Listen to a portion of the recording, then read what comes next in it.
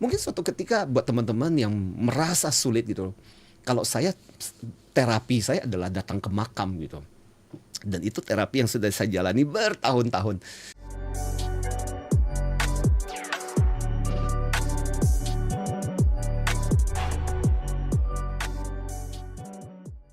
Nah, biasanya Pak Antoni, apa yang membuat kita tuh merasa kehilangan sangat luar biasa ya saat Yes, orang yang kita kasihi pergi?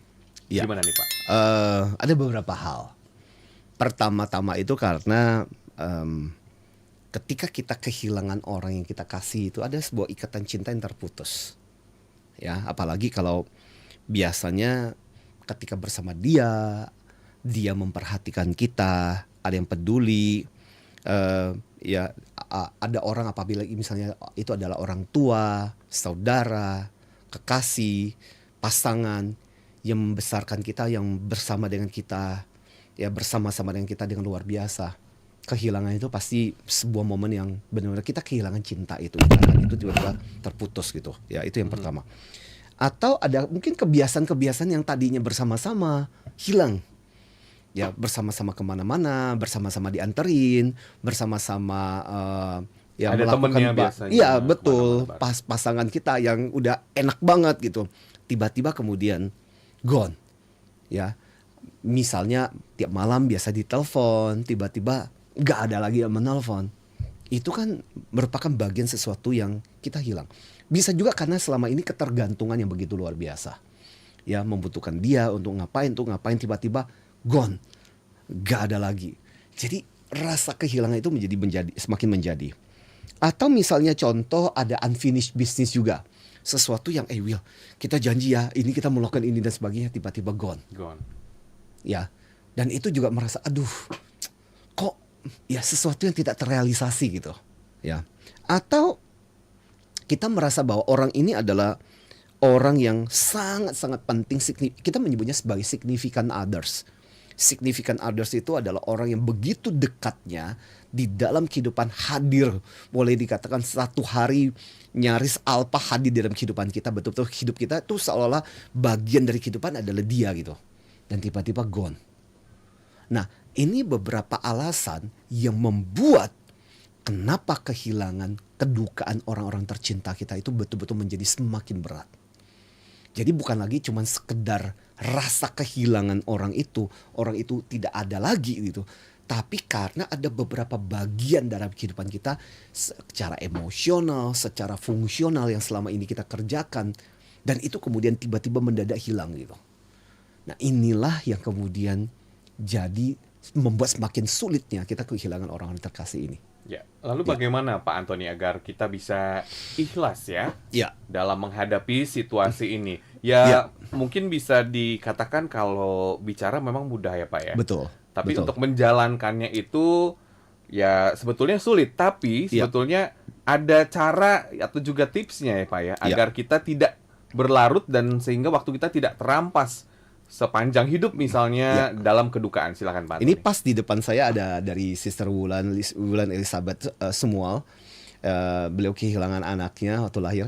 Kehilangan mengajarkan saya untuk merelakan dengan ikhlas. Seperti saat kehilangan putri dan mama saya jadi memahami bahwa semua adalah titipan dan kembali kepada pemiliknya.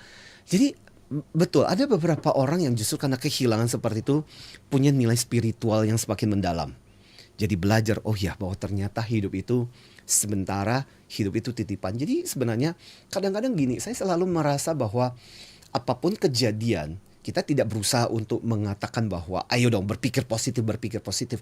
Tapi kadang-kadang sengaja kejadian itu terjadi karena memang pembelajarannya luar biasa. Ada orang yang justru menjadi semakin spiritual gara-gara peristiwa ini. Kalau enggak, mungkin hidupnya ya ngaco, nggak karu-karuan gitu.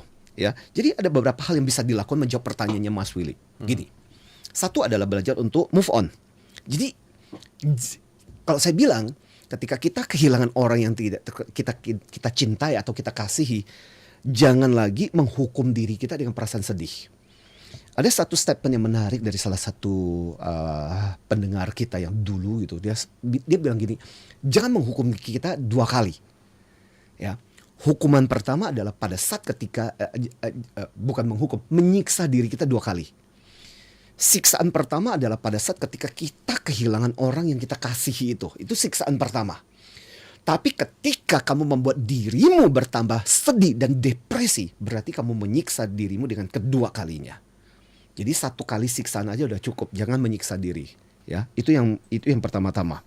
Ya, jadi kalau saya bilang tadi, saya waktu ketika break saya sempat bilang gini, pikirkan begini gitu, bicara tentang move on. Seandainya orang yang kita kasih itu masih bisa hidup, cureng, tiba-tiba ditampilkan di depan Anda saat ini gitu, Anda bisa melihat untuk you get a chance, another chance to see the person that you love. Kira-kira apa yang dia akan katakan kepada Anda, ngomong kepada Anda?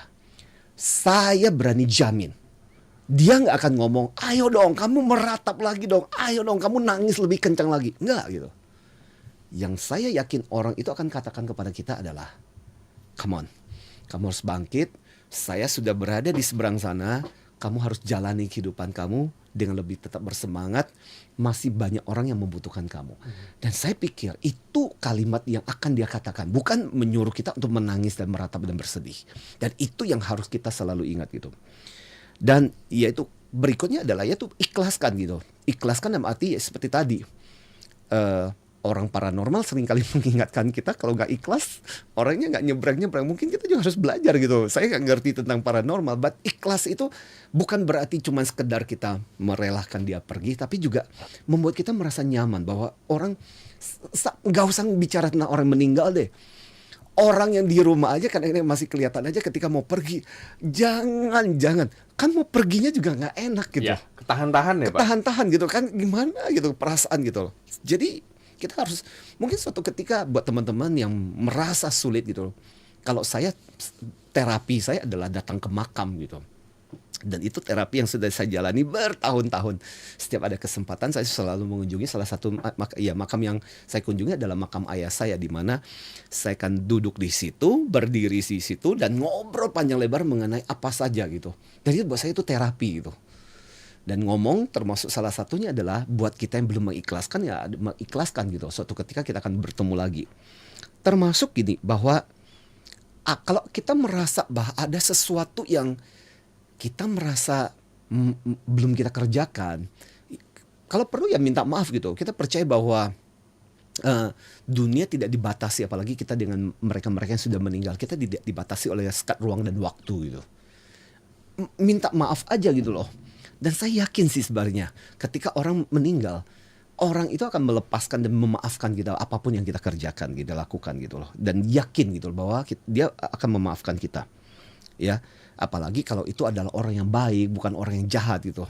Saya yakin semua kita hidup biasa aja, kita memaafkan kok gitu. Apalagi mereka-mereka yang baik kemudian sudah meninggal, pasti semua akan dimaafkan juga. Dan buat saya adalah penting. Salah satu bagian dari penting ketika kita kehilangan orang terkasih adalah bagaimana kita, kalau dia masih punya wish, punya sesuatu, punya ide yang belum dia wujudkan dalam hidupnya. Menurut saya salah satu hadiah terbaik buat kita untuk orang yang kita kasih adalah melanjutkan ide itu. Ini bisa kita lakukan. Bisa Pak kita Antoni, lakukan. ya? Ini sesuatu yang bisa kita lakukan sebagai sebuah bentuk devosi kita, sebagai bentuk penghargaan kita, sebagai bentuk apresiasi kita kepada orang yang sudah meninggal. Bahwa oke, dulu misalnya almarhum pernah berkata, saya pingin loh menghidupi anak-anak yatim dan sebagainya, tapi nggak terkabul. Bisa dilanjutkan. Bisa dilanjutkan oleh kita generasi yang berikutnya sebagai bentuk, salah satu bentuk untuk yaitu cita-cita yang kemudian kita lanjutkan gitu. Ya. Dan saya selalu bilang juga hadiah terbaik untuk orang yang sudah meninggal adalah doa. Ya, menurut saya tidak ada hadiah yang lebih besar yang bisa kita berikan kecuali doa-doa kita yang bisa mengiringi mereka.